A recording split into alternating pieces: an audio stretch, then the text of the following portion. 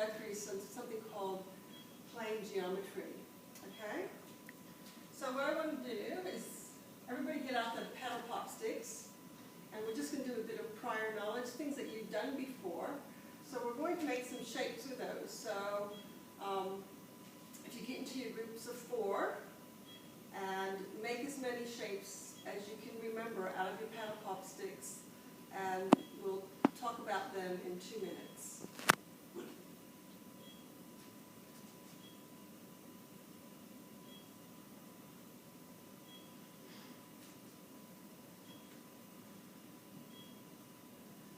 Okay. 2 minutes has passed. I've played lots of shapes. What happens then? Okay, so I see that a lot of you have some really interesting shapes on your tables, and I want you to look at them for a second and make sure that you know what that shape is before we go any further. Anything that you don't remember or cannot identify that shape, you need to just remove for the moment. So we've got our shapes, great. Okay, so we've talked about our shapes for a couple of minutes, and they said things like, triangle and square and rectangle. Let's go back to the triangle. I've got a triangle paddle pop sticks right here. Yeah. And I go, that's triangle. Yeah. What are you now going to say to me? Why is that a triangle? Good, thank you. That's all Okay. So I'm going to have little Robbie come up and tell us why it's a triangle. So little Robbie comes up, tells us why it's a triangle. Okay, so we've got that one. Okay, what about anybody else have any ideas? Okay, so we've now designated this square, and they've told me why it's a square. Is this okay? Going back to the triangle, would it be better to go, there's a triangle, there's a square, there's a rectangle, and then have someone go, but my triangle's a special triangle. It's not just a general triangle, it's an isosceles triangle, it's an equilateral triangle.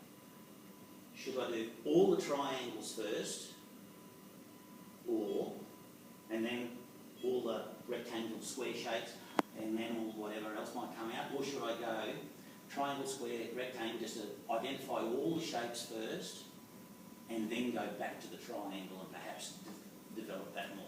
Well, I'll tell you what I would do. I would do it this way, and I'd say identify maybe a couple of shapes, and then I go back and then I would develop it and say.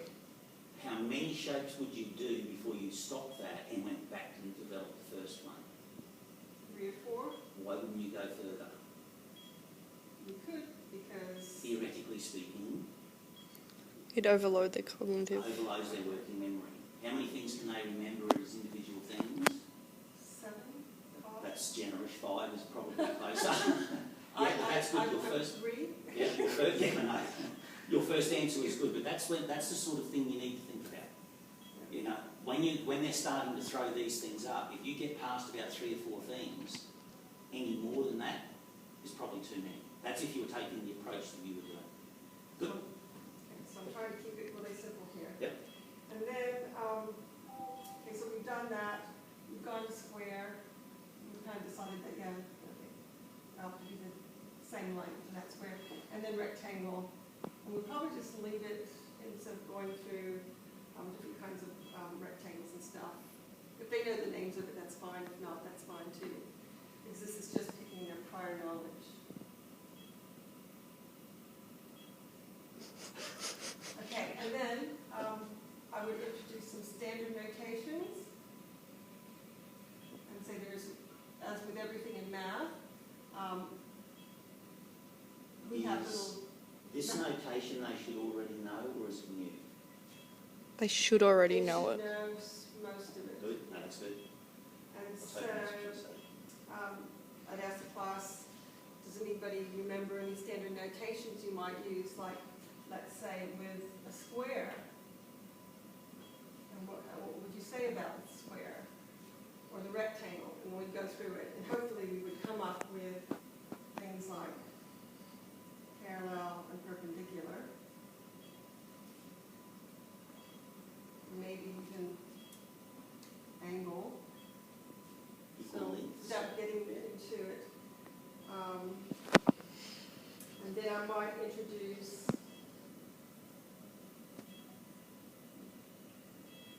it's says the definitions are to be introduced for things like isosceles, equilateral, and quadrilateral.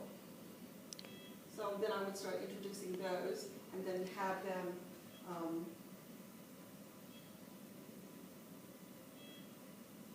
do you spell it?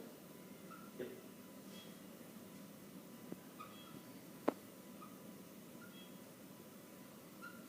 Okay. Can I pose another question?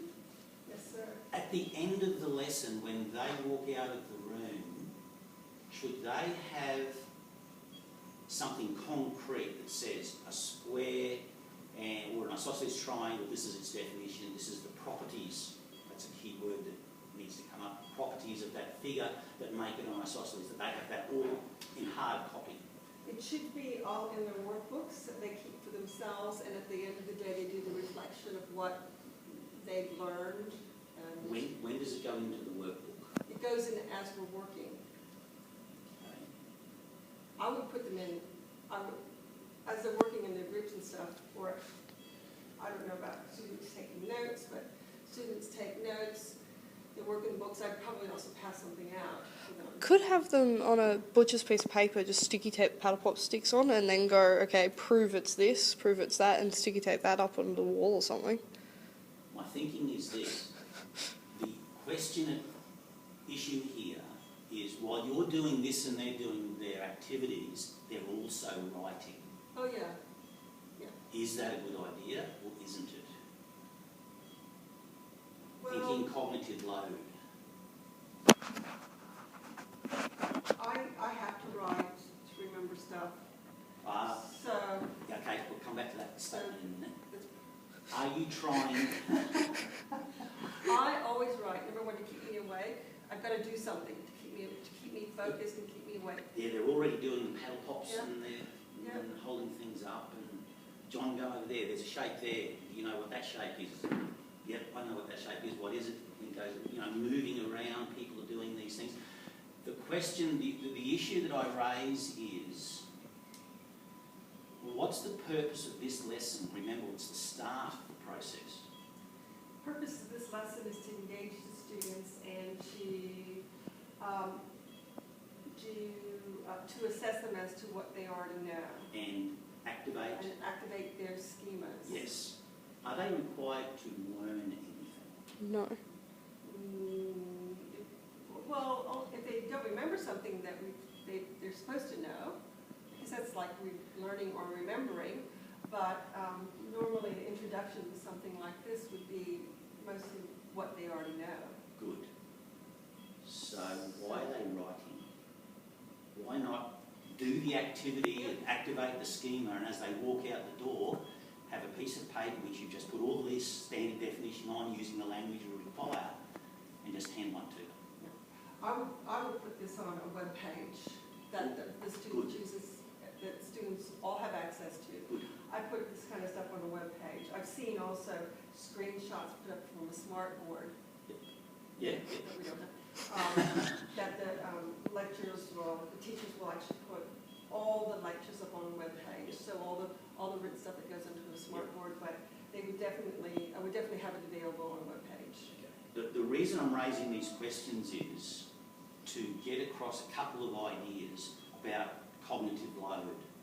That if you have people doing an activity and they're listening to you talk and they're looking at the board and they're looking here, adding on writing down things substantially increases cognitive load, particularly in a situation like when it's early on when all you're really about is engaging and activating what they already know.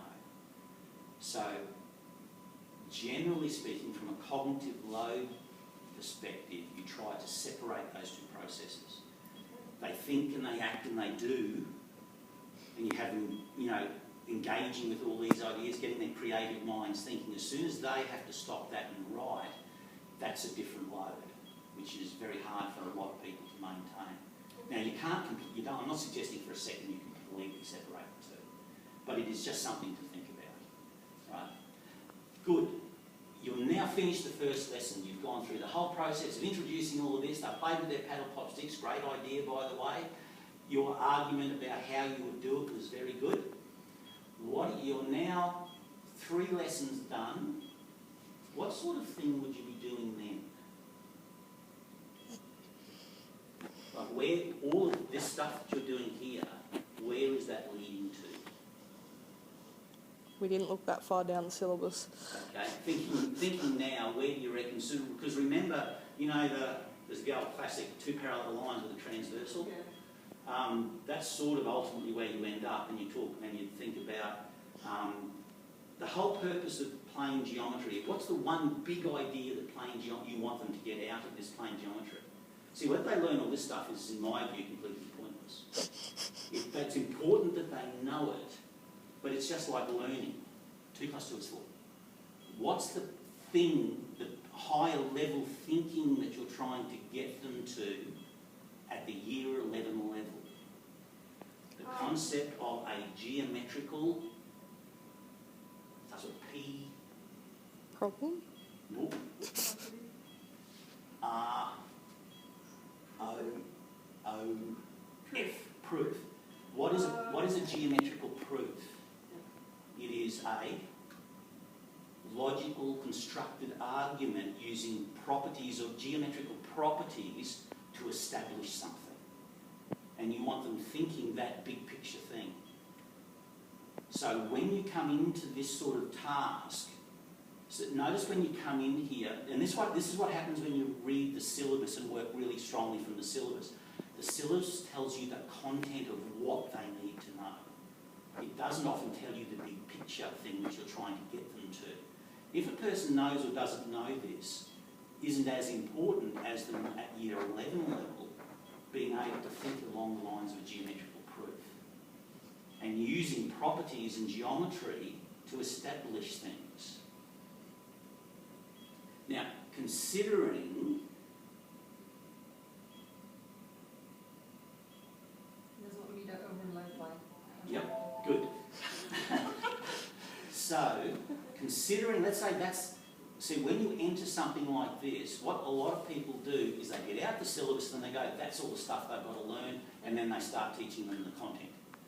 Whereas if you come into this thing from the start going, where I'm going is I want these people to understand how to do geometrical proofs and how to set them out and how to logically communicate their thinking using in geometry to do things, you approach the thing in a very different way. Yeah, you would. Yes. Does that make sense? Yes. Right? What the first way does is it becomes very direct and didactic and about teaching them things. The second way tends to be a lot more creative. It's the big idea. What can I do? And this is where all of this, what you actually did is a perfectly valid start in either situation. Where would you go, though, for this sort of approach? After 2 weeks, I want them to have a really good idea about how geometrical proofs work, that I can actually get them communicating their thinking about this is the start point, and I go through a logical series of steps which they can communicate to get to the end and go, there, I've proved something. What sort of a real-world situation would you use, or how would you approach that? Okay, can you stop there for a second?